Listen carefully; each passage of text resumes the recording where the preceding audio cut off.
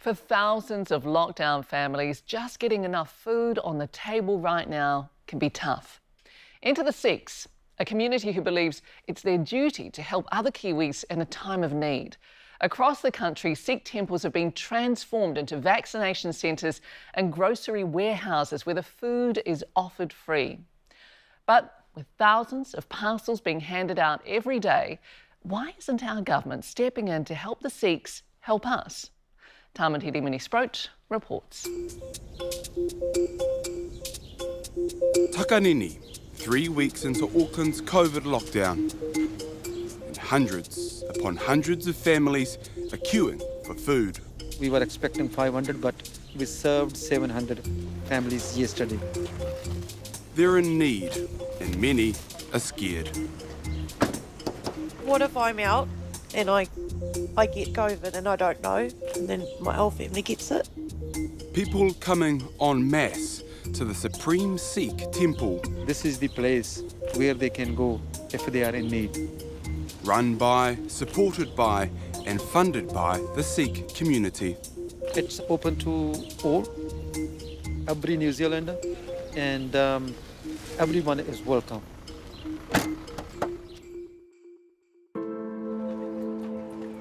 Pepper Luke lives in Manurewa.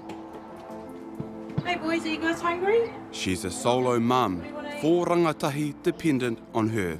How difficult has this lockdown been for you and the people that you need to provide for? Yeah, it is difficult to get out and make sure that there's enough food.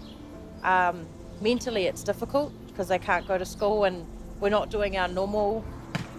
Feeding her boys is a challenge at the best of times. To be honest, I can't afford fruit and veggies.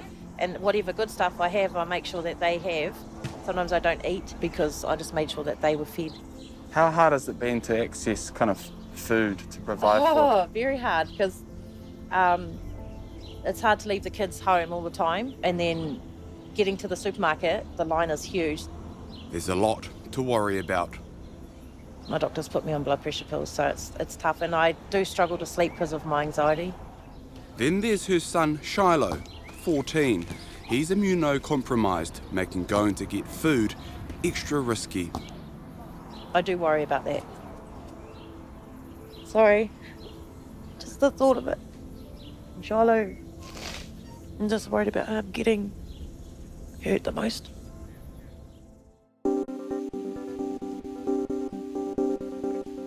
We've spoken to 4 food aid agencies across Auckland.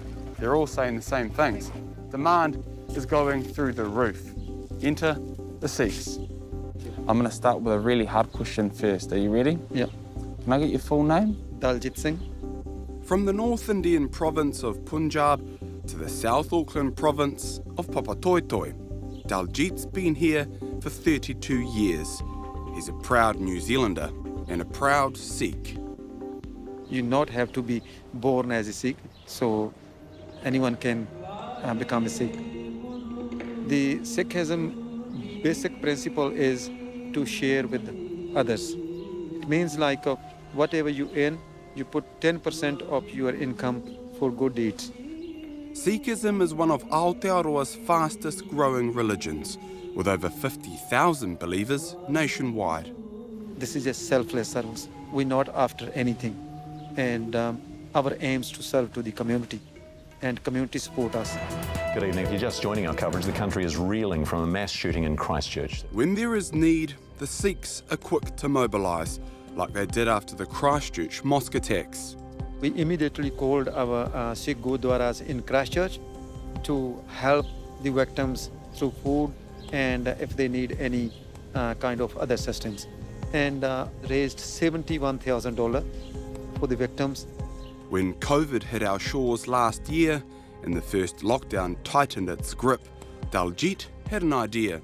I actually was in the Gurdwara that time, and I find that we have about 100 bottle of milks in the container, and then we have some fresh vegetables. I thought, why are we going to rubbish that? Why not we can use this? Within a week, he had the beginnings of a food aid service working out of the Gurdwara, the Sikh temple.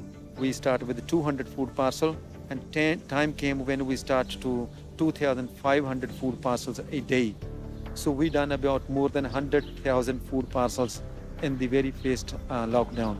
But nothing could have prepared the Sikhs for this latest lockdown. So once this lockdown started, and we prepared 2,000 food parcels, but we were not aware that the demand is that ground. So approximately 5,000 people came on the road with the cars to take the food parcels.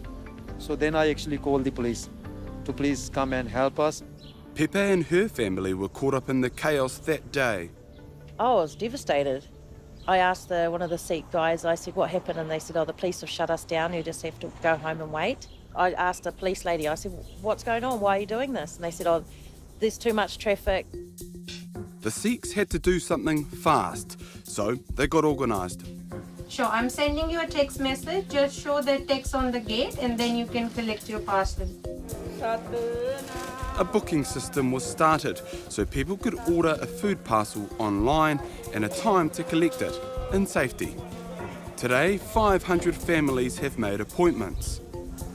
Hello. Including Pepper.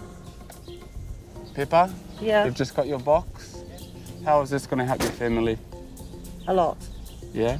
It's going to go a few days. Yeah? Yeah, It's going to help quite a lot. yeah, it will do.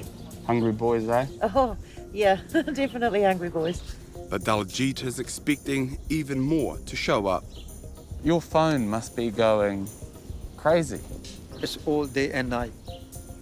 In one single night, I have received 325 text messages, 275 emails, people asking for food. The food, money, and the resources needed are enormous. So we've got an example box here. Can you tell me what's in these boxes? Yeah, each boxes actually have at least 12 to 13 items. So we have actually loaf of bread and the 2 liter fresh milk. Fresh milk's important. Must be with every food parcels. These are items like these salads, and then we have a lettuce and bananas and carrots, apples. Wow. Where is the food coming from? We have people in the group from Sikh growers who are in Chipuki. They bring in kiwi fruit. And same in Napier, we have friends who helping us with the apples. We have very generous grower in Pukikui, who is also Sikh, who is helping us with cucumbers from day one. And it's not just food. The Sikhs have partnered up with a local pharmacy for vaccinations too. How many vaccinations have you? So far, we've done about 200 200 people? since we've started at 10 o'clock. I think, working with the ethnic communities is about easy access, that people can come to a place that they trust and they know well. So where is the government in all this?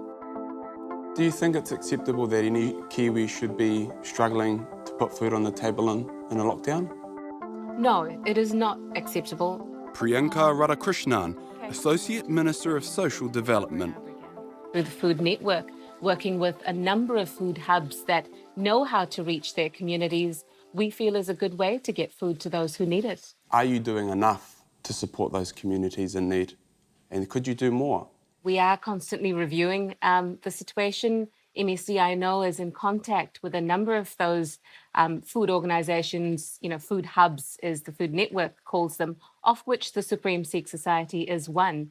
And they have been funded through the Food Network, which, of course, as I mentioned, is supported by MSD funding. So from what we're hearing, there is a surge in demand. We are aware of that. That demand is so high. Is that an indicator to you that something is seriously wrong with the system? We're doing everything we can to ensure that we meet that demand. And as I mentioned, we are reviewing it and we'll look to see if there's further support that's needed.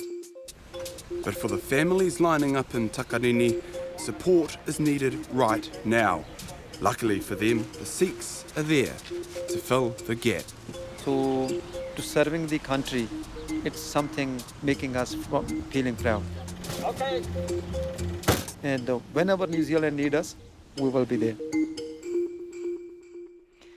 And food anxiety is something that's being experienced across the country. If you need help, the Ministry of Social Development says to call their 0800 number.